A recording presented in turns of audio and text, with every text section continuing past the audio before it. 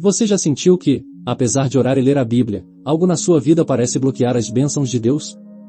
Você já se perguntou por que suas orações parecem bater no teto? Amigo, hoje vamos falar de algo que muitos pastores evitam mencionar porque é desconfortável, mas é absolutamente crucial para seu caminho com Cristo.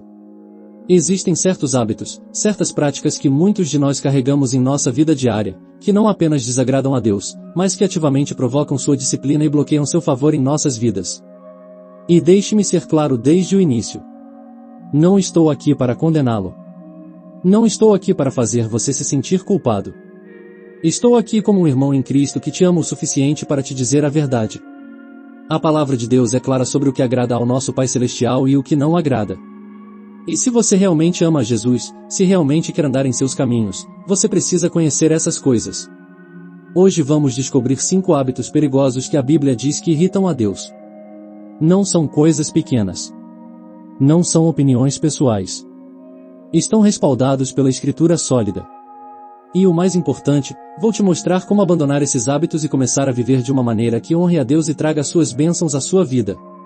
Então, se você está pronto para uma palavra honesta, se está pronto para crescer, se está pronto para ver um avanço real em sua vida espiritual, então fique comigo.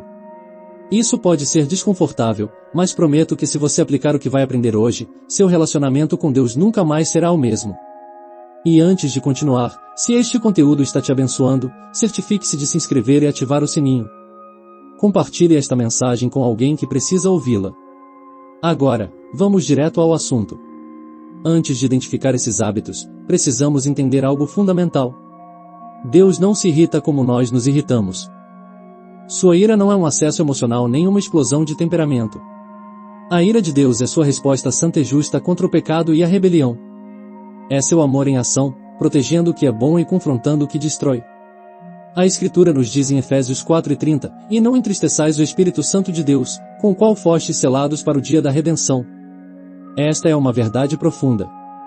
O Espírito Santo, que vive dentro de cada crente verdadeiro, pode ser entristecido, contristado, por nossas ações.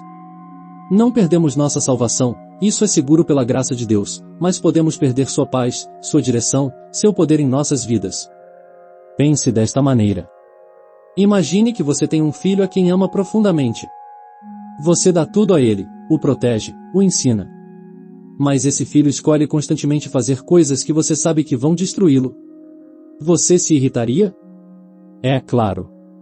Não porque você é cruel, mas porque você ama. Assim é com Deus. Sua irritação é amor em outra forma. É seu zelo pelo nosso bem-estar, sua paixão por nossa santidade, sua rejeição de tudo que tenta nos separar dele. Então, quando falamos de hábitos que irritam a Deus, estamos falando de padrões de comportamento que contradizem sua natureza, que rejeitam sua autoridade e que, em última análise, nos destroem a nós mesmos. Estes não são erros ocasionais. Todos tropeçamos. Todos falhamos. Estamos falando de práticas consistentes e sem arrependimento que revelam o verdadeiro estado do nosso coração. Agora bem, vamos raciocinar por um momento. Se Deus é amor, e Ele é, então tudo o que Ele proíbe é para o nosso bem. É como um pai que diz ao filho para não tocar no fogão quente. Não é para controlar, é para proteger. Cada mandamento de Deus, cada advertência em sua palavra, é um ato de amor projetado para nos guardar do dano e nos guiar para a vida abundante que Jesus prometeu. Pensemos nisso com uma analogia simples. Se você tem um manual do fabricante para seu automóvel e ele diz que você deve usar certo tipo de óleo, o que acontece se você constantemente ignora isso e usa qualquer coisa? O motor será danificado. Não é que o fabricante seja mau ou controlador. É que ele projetou o motor e sabe o que ele precisa para funcionar corretamente. Da mesma maneira, Deus nos projetou. Ele sabe quais hábitos nos fazem prosperar e quais nos destroem. Outra forma de ver é esta. Um jardineiro arranca as ervas daninhas não porque odeia as plantas, mas porque ama o jardim. As ervas daninhas sufocam as flores, roubam os nutrientes, arruinam a beleza. A ira de Deus contra o pecado é como esse jardineiro arrancando as ervas daninhas. Ele quer que nossas vidas floresçam, e certos hábitos são ervas daninhas espirituais que devem ser eliminadas. A Bíblia é abundantemente clara sobre isso. Provérbios 6, 16 a 19 nos dá uma lista específica, em 6 coisas aborrece o Senhor, e a 7ª sua alma abomina, em olhos altivos, língua mentirosa, mãos que derramam sangue inocente, coração que maquina projetos iníquos, pés que se apressam a correr para o mal, testemunha falsa que profere mentiras e o que semeia contendas entre irmãos. Estas não são sugestões. São declarações diretas do que Deus odeia. E em Colossenses 3, 5 a 6, Paulo escreve: Fazei, pois, morrer a vossa natureza terrena, em prostituição, impureza, paixão lasciva, desejo maligno e avareza, que é a idolatria. Por estas coisas é que vem a ira de Deus sobre os filhos da desobediência. Observe essas palavras: vem a ira de Deus. Não é condicional. Não é talvez. É certo. Então, qual é o primeiro hábito perigoso que irrita a Deus? É este, em adoração de ídolos modernos. Agora, sei o que você está pensando. Eu não tenho estátuas em minha casa. Não me curvo diante de imagens. Mas irmão, escute-me. A idolatria no século XXI não se parece com os tempos do Antigo Testamento. Os ídolos de hoje são mais sutis, mas igualmente destrutivos. Um ídolo é qualquer coisa que colocamos no lugar de Deus em nosso coração. É o que mais amamos, o que mais confiamos, o que mais buscamos. Para alguns, é o dinheiro. Cada pensamento, cada decisão, cada minuto livre está dedicado a ganhar mais, acumular mais, assegurar mais. Para outros, é a carreira profissional. O sucesso no trabalho se torna sua identidade, sua razão de ser, sua fonte de valor. Para muitos, são os relacionamentos. Uma pessoa, um romance, uma aprovação humana se torna seu tudo. E nesta geração, um dos maiores ídolos é o entretenimento e a tecnologia. As redes sociais, as séries, os videogames, o telefone que nunca soltamos. Passamos horas diárias nessas coisas, mas dizemos que não temos tempo para orar. Podemos assistir maratonas de séries, mas não conseguimos ler um capítulo da Bíblia. A Escritura é brutalmente honesta sobre isso. Êxodo 23 diz: E não terás outros deuses diante de mim. Este é o primeiro mandamento, e não é acidental. Deus sabe que a idolatria é a raiz de todos os outros pecados. Quando algo desloca Deus do trono do nosso coração, todo o resto desmorona. E Jesus mesmo disse em Mateus 6:24, E ninguém pode servir a dois senhores, porque ou há de aborrecer-se de um e amar ao outro, ou se devotará a um e desprezará ao outro. Não podeis servir a Deus e às riquezas. Ele não disse que é difícil. Ele disse que é impossível. Ou Deus é seu Senhor, ou algo mais é. Não há meio termo. O segundo hábito perigoso é a murmuração e a queixa constante. E irmão, isso é enorme. Vivemos em uma cultura de reclamações. Reclamamos do clima, do trabalho, da economia, da política, da igreja, de tudo. Mas você sabia que a Bíblia diz que a murmuração é um dos pecados que mais irritam a Deus? Veja o que aconteceu com Israel no deserto. Números 14 diz que toda uma geração morreu no deserto não por adultério, não por assassinato, mas por murmuração e queixa. Eles tinham visto os milagres de Deus. Tinham sido libertados do Egito. Tinham atravessado o Mar Vermelho. Mas cada vez que enfrentavam um desafio, reclamavam. E a Escritura diz em Filipenses 2, 14 a 15, Fazei tudo sem murmurações nem contendas, para que vos torneis irrepreensíveis e sinceros, filhos de Deus inculpáveis no meio de uma geração pervertida e corrupta, na qual resplandeceis como luzeiros no mundo.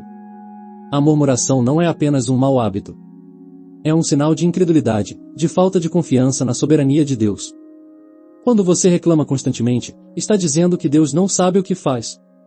Está dizendo que suas circunstâncias são maiores que seu poder. Está dizendo que merece algo melhor do que o que ele lhe deu. E isso, amigo, é orgulho disfarçado de sinceridade. O terceiro hábito perigoso é viver em pecado sexual sem arrependimento. E este é um tema que muitos querem evitar porque é controverso, porque toca a nossa cultura moderna, porque vai contra o que o mundo diz. Mas a palavra de Deus não muda com as tendências culturais. A Bíblia é cristalina sobre isso. 1 Coríntios 6, 18 a 20 diz: Fugir da prostituição. Qualquer outro pecado que uma pessoa cometer é fora do corpo, mas aquele que pratica a imoralidade peca contra o próprio corpo. Acaso, não sabeis que o vosso corpo é santuário do Espírito Santo, que está em vós, o qual tendes da parte de Deus, e que não sois de vós mesmos? Porque fostes comprados por preço. Agora, pois, glorificai a Deus no vosso corpo. O pecado sexual não é como outros pecados. Afeta seu corpo, sua alma, seu espírito. Une você a outra pessoa de maneiras que não foram projetadas fora do pacto do casamento. E nesta era de pornografia instantânea, de relacionamentos casuais, de o que você quiser, a igreja deve ser corajosa para dizer a verdade. Hebreus 13:4 declara: indigno de honra entre todos seja o matrimônio, bem como o leito sem mácula, porque Deus julgará os impuros e adúlteros. Não diz que talvez os julgará. Diz que os julgará. A imoralidade sexual, seja fornicação antes do casamento, adultério, pornografia ou qualquer outra forma, traz o julgamento de Deus. E não me entenda mal, Deus não rejeita você. Há perdão em Cristo para qualquer pecado. Mas enquanto você viver em pecado sexual sem arrependimento, conscientemente, habitualmente, está provocando a disciplina de Deus em sua vida. Está abrindo portas espirituais que nunca deveriam ser abertas. O quarto hábito perigoso é a falta de perdão e a amargura. Este é um dos mais insidiosos porque se esconde sob a aparência de justiça. Tenho o direito de estar irritado. O que fizeram comigo foi terrível. E sim, talvez tenha sido. Mas a falta de perdão é veneno que você bebe esperando que a outra pessoa morra. Jesus foi contundente sobre isso. Em Mateus 6:14-15 disse: porque, se perdoardes aos homens as suas ofensas, também vosso Pai Celeste vos perdoará. Se, porém, não perdoardes aos homens as suas ofensas, tampouco vosso Pai vos perdoará as vossas ofensas. E isso é sério. Seu perdão de Deus está conectado com seu perdão aos outros. E em Efésios 4:26-27, Paulo escreve: iraí-vos e não pequeis, não se ponha o sol sobre a vossa ira, nem deis lugar ao diabo. Quando você guarda rancor, quando alimenta a amargura, está dando ao inimigo um ponto de apoio em sua vida. Está abrindo uma porta que deve permanecer fechada. A amargura é como um câncer espiritual, começa pequena, talvez justificada, mas cresce e cresce até consumir tudo. Envenena seus relacionamentos, sua saúde, sua alegria, sua paz. E o pior é que separa seu coração de Deus. Porque quando você não perdoa, está dizendo que a ofensa contra você é maior que todas as ofensas que Deus lhe perdoou. O quinto hábito perigoso é o orgulho e a autossuficiência. Este é o rei de todos os pecados, o que causou a queda de Lúcifer, o que fecha mais portas à graça de Deus que qualquer outro. O orgulho é quando vivemos como se não precisássemos de Deus, como se nossas conquistas fossem por nosso próprio poder, como se tivéssemos o controle de nossas vidas.